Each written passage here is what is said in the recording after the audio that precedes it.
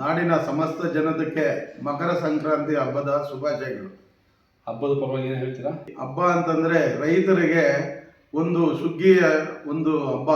ಈ ಒಂದು ಹಬ್ಬದಲ್ಲಿ ನಾವು ದನ ಕರ ಹಸುಗಳಿಗೆ ಒಂದು ಪೂಜೆಯನ್ನು ಮಾಡಿ ಈ ಮಕರ ಸಂಕ್ರಾಂತಿಯಿಂದ ಎಲ್ಲ ರೈತರಿಗೂ ಮತ್ತು ಜನತೆಗೆ ಒಳ್ಳೆಯ ಒಂದು ಶುಭ ಸೂಚನೆ.